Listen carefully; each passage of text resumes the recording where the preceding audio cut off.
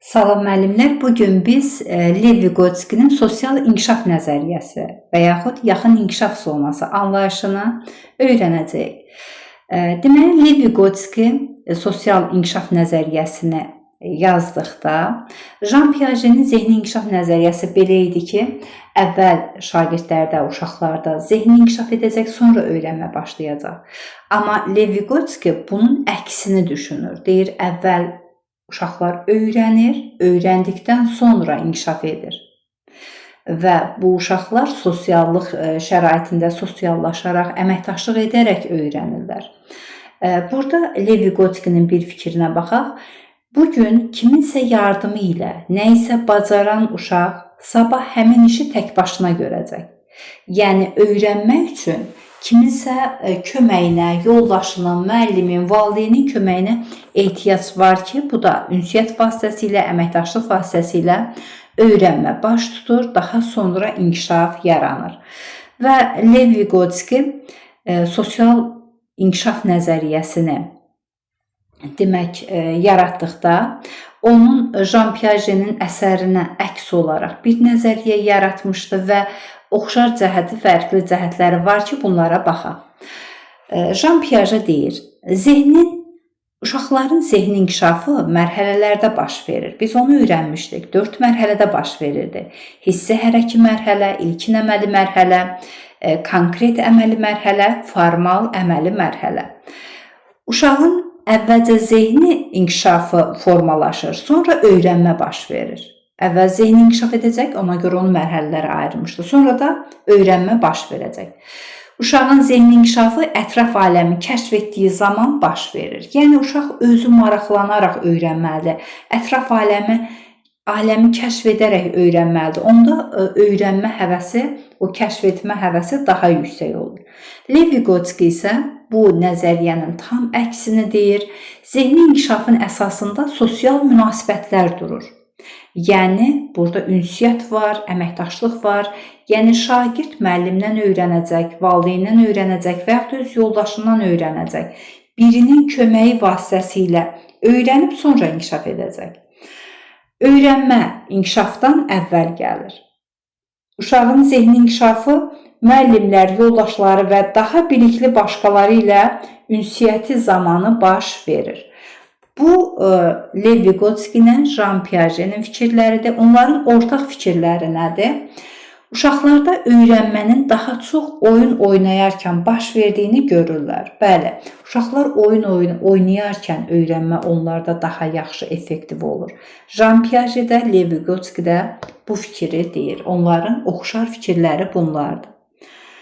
Və Lev Vygotsky sosial inkişaf nəzəriyyəsində sosial amili öndə tutur, birinci tutur, yəni ünsiyyəti, əməkdaşlığı ilk olaraq bunun əsasında öyrənmə baş verir və öyrənməni zonalara ayırır. Birinci zona, ikinci zona və üçüncü zona. Birinci zonada baxaq, şagird, uşaq gölün kənarında, çayın kənarında oturub. O şagird birinci zonadadır, o uşaq birinci zonadadır. Nə deməkdir bu? Rahat şəkildə o hissədə oturmağı bacarır, yəni orada uşağın bacardığı işlər ki var və yaxud şagirdin bacara bildiyi işlər ki var, birinci zona hesab olunur. İkinci zona, baxaq, şəkillə göstərilir. Artıq uşaq biraz irəli gəlsə, ora dərindir, bata bilər. Onun üzməyi bacarmır bu uşaq. Onun üzməsi üçün kiminsə ona yardımı lazımdır, dəstəyi lazımdır, köməyi lazımdır. O kömək edən şəxs şagirdin bacarmadığı işləri ona öyrədəcək. Məsələn, üzməyi uşağa öyrədəcək. Və ikinci zona yaxın inkişaf zonası adlanır. Bu zonada şagird, uşaq bilmədiyi, bacarmadığı hərəkəti öyrənəcək və başqasının köməyi ilə. Üçüncü zona nədir? Üçüncü zona artıq şagird üçün çətin olan o bacarıqlar asanlaşıb, özü rahat şəkildə üzməyi bacarır. Sosial inkişaf nəzəriyyəsinin əsasında bu 3 zona durur və birinci zona o idi ki, şagirdin bacara biləcəyi işlərdir. Məsələn, şəkildə göstərilib. Uşaq rahat şəkildə bu zonada rahat şəkildə oturub, yəni təhlükəsiz, bacara bildiyi işlərdir şagirdin.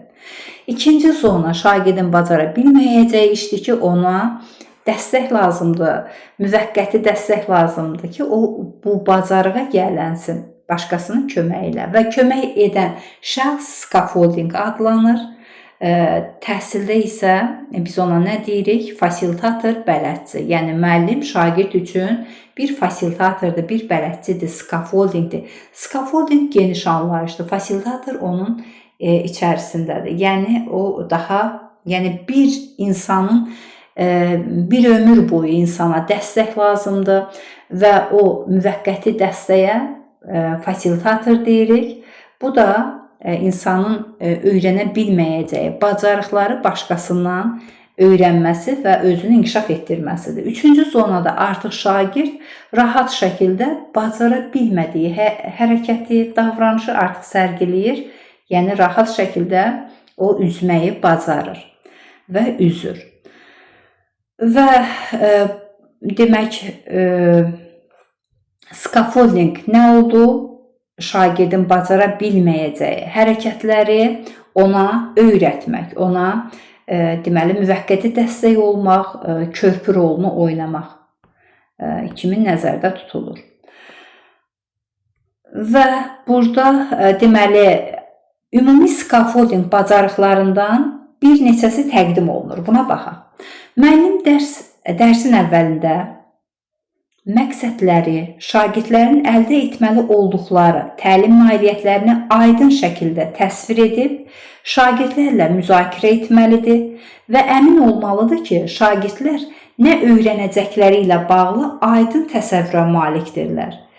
Şagirdlər dərsin məqsədlərinin nədən ibarət olduqlarını, hansı bilikləri və bacarıqları öyrənməli olduğunu prosesin əvvəlində anlayanda dərs boyu öyrənmə daha şuurlu şəkildə baş verir. Yəni, müəllim şagirdə scaffoldinglik etmək üçün, fasilitatorluq etmək üçün əvvəl təlim məqsədini qoyur və aydın şəkildə qoyur, qiymətləndirmə meyarlarını yazır. Şagird bilir ki, bu dərsin sonunda nəyi öyrənəcək və şagirdin hansı fəaliyyəti qiymətləndiriləcək və bu şagird üçün aydın olur, asan olur və öyrənmədə keyfiyyətli baş verir.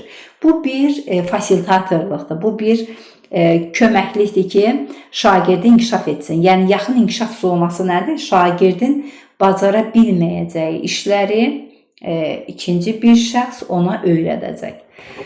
Daha sonra qiymətləndirmə meyarları və qiymətləndirmə rubriklərini əgər həmin dərsdə istifadə olunacaqsa, əvvəldən şagirdlərə bildirmək, anlamalarını təmin etmək lazımdır. Bu şagirdlərə öyrənəcəkləri, məzmunun və görəcəkləri işin necə olmalı olduğu ilə bağlı məlumat verir. Şagirdlər bilirlər ki, qiymətləndirmə necə aparılacaq və müəllimin onlardan gözləntisi nədən ibarətdir. Belə olduqda onlar həm də mental cəhətdən rahat şəkildə öyrənmə prosesinə qoşula bilirlər. Yəni, bayaq dediyim kimi, qiymətləndirmə meyarları, qiymətləndirmə rubriki əvvəlcədən hazır şəkildə yazılır. Yəni, şagird biləcək ki, onun hansı fəaliyyəti qiymətləndiriləcək müəllim tərəfindən. Bu da onun üçün deməli, daha rahat olur. Dərs zamanı müəllim şagirdlərə tapşırıq verən zaman o tapşırığın necə yerinə yetirilməsi ilə bağlı təlimatı, tapşırığın şərtlərini addım-addım başa salır və şagirdlərin anladıqlarından əmin olur. Bu dərs zamanı şagirdlərin tapşırıqlarının şərti və necə həyata keçiriləcəyi ilə bağlı yarana biləcək hər hansı bir problemlərinin əvvəldən həll olunması kömək edir. Problemlərinin əvvəldən həll olunması kömək edir. Yəni, müəllim sadədən mürəkkəbə doğru o tapşırıqları şagirdə başa salacaq. Məsələn, çətin bir, hər hansı bir məsələ var. Onu asan etmək üçün, məsələn, ingilis dilidir, şagird mətni tərcümə edəcək. Müəllim lüğət gətirib verir şagirdə. Neynədi? Onun çətin işini asanlaşdırdı. Ona bir köməklik göstərdi. Hər hansı bir çətin işi bacarmaq üçün. Daha sonra müəllim şagirdə dərsin, tapşırığın və ya oxunun sadələşdirilmiş versiyasını verir. Tədricən onun çətinlik səviyyəsini, mürəkkəbliyini artırır. Müəyyən bir dərsin məqsədinə çatmaq üçün müəllim dərsi bir neçə kiçik dərsə bölür. Müəllim çətin riyaziyyat problemi, məsələn, çətin riyaziyyat problemi bir neçə hissəyə bölünür və ardıcıl şəkildə öyrədilir. Dərsin arasında müəllim, burada yazılmayıb, şagirdlərin anlamasını yoxlayır, onlara praktik şərait yaradır və bu gün öyrəndiklərinin onlara gələcəkdə daha çətin məsələlərin həllində yardımcı olacağını izah edir. Yəni, müəllim şagirdin bacara bilməyəcəyi işləri sadədən mürəkkəbə doğru köməklik edəcək, izah edəcək, müzakirə aparacaq, şagirdi öyrədəcək. Artıq bu ikinci zonadır ki, yaxın inkişaf zonası sayılır və şagirdi müəllim və yaxud yoldaşı olsun, yuxarı təfəkkür səviyyəsinə malik olan sinif yoldaşları var ki, şagird onlardan öyrənəcək. Bu da sosial inkişaf nəzəriyyəsinin əsasını təşkil edir. Lev Vygotsky sosial inkişaf nəzəriyyəsinin əsasıdır ki, bu da ünsiyyət vasitəsilə, əməkdaşlıq vasitəsilə həyata keçirilir. Bugünkü dərsimiz bu qədər. Əgər dərsimiz sizin üçün maraqlı oldusa, abunə olub dəyərli fikirlərinizi yazmağı unutmayın. Sağ olun, növbəti dərslərdə görüşürüz.